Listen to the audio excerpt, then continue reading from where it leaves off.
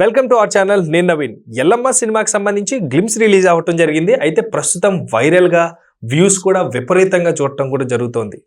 దానిలో ప్రేక్షకులకి బాగా నచ్చి కనెక్ట్ అయ్యే అంశాలు ఏమున్నాయి, అది డిఎస్పి గారు మ్యూజిక్ సంబంధించి విషయాలు ఏంటో అడిగి తెలుసుకునే ప్రయత్నం చేద్దాం. మనతో ఉన్నారు శ్రవణ్ గారు. నమస్తే అండి. నమస్తే. సో ఎల్లమ్మ సినిమాకి సంబంధించి పండగ రోజున అమ్మవారికి సంబంధించినటువంటి పేరు కూడా ఖరారైనట్టుగా తెలిసింది. గ్లిమ్స్ రిలీజ్ చేయడం జరిగింది. చాలా అట్రాక్టివ్గా అనిపిస్తుందంటూ ప్రేక్షకులు కమెంట్స్ వస్తున్నాయి. వ్యూస్ కూడా అలాగే చాలా మంది వీక్షించడం కూడా జరుగుతుంది. పాజిటివ్గా కమెంట్స్ కూడా వస్తున్నాయి. సో దాని గురించి మీరేమంటారు? వేణు వెల్దండి బలగం చిత్రం దర్శకత్వంతో వచ్చినటువంటి ఆ క్రేజ్ మామూలుగా లేదు. చిన్న తరహా చిత్రంగా ఒంటరిగా అంటే తను ఒక్కడే సినిమా వివిధ ప్రయత్నాలు చేసి చివరికి ఒక మహత్తరమైన బలగం అనే చిత్రం తీశాడు. అది ఎట్లా అంటే సగటు మన ఊర్లో మన ఇంట్లో జరిగే సన్నివేశాల రూపకల్పనగా, మన ఇంట్లో జరుగుతుందా మనకే జరుగుతుందన్న రోజులో మానవ సంబంధాలు, రక్త సంబంధాల మధ్య, ఆర్థిక విభేదాలు, మనస్పర్ధల మధ్య జరుగుతున్న సంఘర్షణని ఆద్యాంతం సినిమా ప్రాణం నుంచి చివరి వరకు ఆకట్టుకునే తిరిగి తీసినట్టు విధానం ఒక్కసారిగా అందరినీ ఆశ్చర్యానికి గురి చేసింది. తెలుగు సినిమాని, తెలుగు కథని ఎక్కడో ఆ శిఖరం మీద తీసుకెళ్లి కూర్చోబెట్టాడు బలగం వేణు. అవార్డులు కూడా అలాగే ఆ పేరు కూడా బలగం వేణుగా మారింది. జబర్దస్త్ వేణు కాస్త బలగం వేణుగా మారిపోయింది. ఆ తర్వాత వెంటనే చిత్రం రావాలి. యాక్చువల్గా ఇంత గ్యాప్ కూడా తీసుకున్నాడు. సో బట్ ఇవాళ టెక్నికల్ ప్రాబ్లమ్స్, ఆల్రెడీ ఎల్లమ్మ చిత్రం అనౌన్స్ అవ్వడం, రకరకాల హీరోలు మారుతున్నారు, ఆగిపోయింది, ఈయన వద్దన్నాడు, ఆయన వద్దన్నాడు, ఈయన కాదు వాళ్ళని రకరకాల పేర్లు అయితే మనం ప్రస్తావించక్కర్లేదు. రకరకాల చర్చలు, గ్యాసిప్స్ మడవ సినిమా కాస్త ఆలస్యం అవుతూనే వస్తూ ఉంది. ఒక్కొక్కసారి ప్రొడ్యూసర్ దిల్ రాజు కూడా ఆ సినిమాను వదిలేశాడు అన్న వార్తలు కూడా చదివాం మనం. ఒక మంచి చిత్రానికి సంకల్పం బలంగా ఉంటే ఏమవుతుందంటే ఇప్పుడు ఎల్లమ్మ గ్లిమ్స్ చూసినాక అర్థమవుతా ఉంది. చాలా చక్కగా ఈ ఎల్లమ్మ టైటిల్ కూడా సగటు గ్రామీణ ప్రాంతంలో ప్రతి పేదవాడికి, ప్రతి ఒక్కరికి, ముఖ్యంగా ధనవంతులకు కూడా పేదవాళ్ళకి కూడా ఆ ఇంటి దేవతగా ఎక్కువగా కొలుస్తారు, ఊరికి దేవతగా కొలుస్తారు. ముఖ్యంగా బడుగు బలహీన వర్గాలలో ఎల్లమ్మ దేవత, రేణుక ఎల్లమ్మ అని అంటారు, లేదా ఎల్లమ్మ అంటారు. ఇక రకరకాల పేరుతో పిలిచిన మైసమ్మ అని, ఇంకా బంగారు మైసమ్మ, ఇవన్నీ కూడా అందరు అక్క చెల్లెలు కానీ అవి ఒకే రూపం అని కూడా కొలుస్తూ ఉంటారు. ఎల్లమ్మ పండుగ అనేది చాలా ప్రతిష్టాత్మకంగా చేసుకుంటారు కూడా ఇళ్లలో, గ్రామీణ స్థాయిలో. కుటుంబానికి ఎల్లమ్మ పండుగ అనేది ఒక ప్రతిష్టాత్మకమైనటువంటి సాంప్రదాయం కూడా ఉంటుంది. ఆమె శక్తివంతమైంది అనేది వీళ్ళకు నమ్మకం గ్రామీణ స్థాయిలో. అట్లాంటి శక్తివంతమైనటువంటి దేవత యొక్క కథాంశాన్నిగా తీసుకొని మళ్ళీ ఒక ప్రపంచం సృష్టించబోతున్నాడు అని వేణు చెప్పొచ్చు. ఎందుకంటే ఆ టీమ్స్ చూస్తున్నాం. ఇక్కడ మన గ్రామీణంలో ఎలాంటిదంటే మనం వీళ్ళు మూఢనమ్మకం అంటారే కానీ అది విశ్వాసం అని చెప్తాను. నమ్మకం, ఒక పాజిటివ్ సంకల్పం ఉన్నప్పుడే పాజిటివ్ రిజల్ట్స్ వస్తాయి. జరుగుతుంది అనుకున్నప్పుడు జరిగినటువంటి పాజిటివ్ రిజల్ట్స్ వస్తాయి. దాన్ని మీరు మూఢనమ్మకాలని సంథింగ్ అవార్డ్స్ అది అంటుంటారు. కానీ ఎల్లమ్మ దాని మీద అంటే చిన్న ఇంటికి ఆ చిన్న చంటి పాపకు చిన్న వ్యాధి వచ్చినా, అంటువ్యాధులు వచ్చినా కూడా ఎల్లమ్మకు మొక్కుకుంటే తీరుతుందంటారు. ఆ ఎల్లమ్మ అంటే దీంట్లో సైంటిఫిక్ కూడా, ఆ నమ్మకాలలో సైన్స్ కూడా కలిసి ఉంటుంది. ఆ పసుపు వాడడం కానీ, ఆ వేపాకులు వాడడం కానీ, అవన్నీ కూడా సైన్స్ మిక్స్ ఉంటుంది.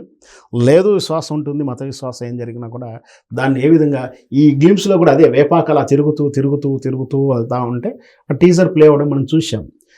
దీంట్లో హీరోగా మొదటిసారిగా మన దేవిశ్రీ ప్రసాద్ మ్యూజిక్ డైరెక్టర్ హీరోగా నటిస్తున్నాడు. మొదటిసారిగా హీరోగా అరగేట్రం చేస్తున్నాడని చెప్పొచ్చు.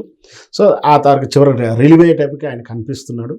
డైరెక్టరు ప్రతిభ ఇలా స్పష్టంగా కనిపిస్తుంది. మొత్తం మీద హిందూ విశ్వాసాలు, దేవత, ఈ ఆశీస్సులు ఇచ్చేటువంటి అంటే ఆరాధ్య శక్తులు అంటాం. అంటే నెగటివ్ ఇచ్చేటువంటి శక్తులు వేరు. నెగటివ్ ఇచ్చే అంటే చేతబడులు, ఇవన్నీ వేరు. ఏంటంటే ఆరాధన మంత్రాలు ఇవన్నీ కూడా పాజిటివ్ ఇస్తుంటే ఒక కొలిచినప్పుడు చేసేటువంటి శక్తుల విషయంలో వీటి వల్ల చెడు మించి మంచి ఏ విధంగా విజయం సాధించింది ఆ ఊర్లో, లేదా అంటువ్యాధులు కానీ, చెడు శక్తి అంటే దయ్యాలు కానీ ఇట్లాంటి ప్రబలినప్పుడు పల్లెటూరులో ఇవే ఎక్కువ విశ్వాసంగా నమ్ముతారు. మూఢనమ్మకాలు అదే అనొద్దు అంటున్నారు, విశ్వాసాన్ని నమ్ముకుంటారు. సో అట్లా ఎల్లమ్మ కథాంశంగా తీసుకొని తీస్తున్నారు.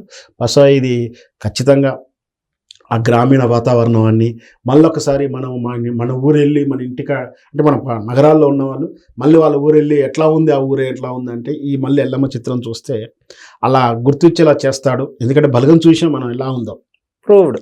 మన మన మన మన ఇంట్లోనూ మన సందర్భంలో జరిగినటువంటి సన్నివేశాల సారాంశంగా ఎలా చూపించాడు. సో ఖచ్చితంగా గ్రామీణ జీవనాన్ని, దేవతా శక్తులను, వాళ్ళ యొక్క ప్రభావాలను వాళ్ళని నమ్ముకుంటే ఎంత గొప్పగా ఉంటుంది అనే అంశంతో వస్తుండొచ్చు. మొత్తం మీద అయితే మ్యూజిక్ చూసినా బాగుంది. అలా తీసుకెళ్ళినటువంటి ఇంట్రెస్టిటీ ఏదైతే ఉందో ఆ వేపాకు అలా తిరుగుతూ ఆ ఆకాశంలో అమ్మవారు. ఇక్కడ ఎల్లమ్మ గారు అసలు ముందు ఇక్కడ ఎల్లమ్మ అంటే ఏంటో కూడా చెప్పాలి. ఎల్లమ్మ అంటే రేణుక ఎల్లమ్మ అని పూర్తి పేరు అంటారు, రేణుక అని కూడా పిలుచుకుంటారు, ఎల్లమ్మ అంటారు. జమదగ్ని మహర్షి యొక్క భార్య, పరశురాముని యొక్క తల్లి. ఎక్కువగా గ్రామీణ స్థాయిలో వీళ్ళు మాదిగలకు కులదేవంగా కొలుస్తుంటారు ఎల్లమ్మ. ఈ జమదగ్ని కానీ ఇక జాంబవంతుడని, భారతదేశానికి అదే జంబుదీపం అని పేరు అని, అసలు ఎల్లమ్మే ఆదిదేవత చరిత్ర మొత్తం రకరకాల విశ్వాస కథలు కథనాలు ప్రచారంలో ఉన్నాయి. మొత్తం మీద ఈ ఎల్లమ్మ అనేది ప్రతి గ్రామీణంలో ప్రతి ఊరిలో ఉంటుంది. ప్రతి ఊరి అంటే ఇంట్లో ఎదట్లో కానీ లేదా సెంటర్లో కానీ ఉంటుంది. ఇంకా కొన్ని పెద్ద పెద్ద ఫ్యాక్టరీలో కానీ ఇట్లాంటి ఏరియాలో ఎల్లమ్మ మొలుస్తుంది నిలుస్తుందని కూడా నమ్మకం స్థిరస్తా ఉంటుంది వాళ్ళకు.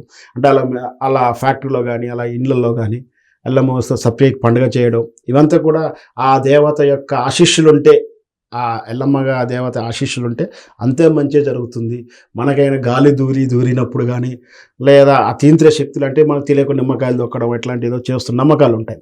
అట్లాంటి ఎల్లమ్మ దేవత కాపాడుతుందని, ఆమెను కొలిచిన వాళ్ళకు, ఆమెను నమ్ముకున్న వాళ్ళకు మంచి చేస్తుంది అనేది గ్రామీణంలో ఉన్నటువంటి పండగ వాతావరణం, పండగ నమ్మకం.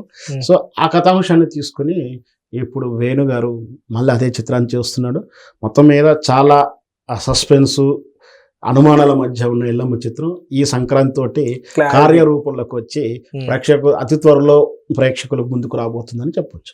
ప్రస్తుతం దేశవ్యాప్తంగా కూడా ఏదో ఒక మూలన ఎక్కడో ఒక చోట ఎవరో ఒకరు హిందూ దేవీ దేవతల్ని కించపరుస్తూనో ఏదో ఒక చోట వింటూనే ఉన్నాం. ప్రస్తుతం ఈ చిత్రం అనేది కొంతమందికి కనువిప్పుగా అవుతుందా అంటే మీరు ఏమంటారు? ఖచ్చితంగా ఈ దేశంలో స్వేచ్ఛ ఉన్నంత వాస్తవం.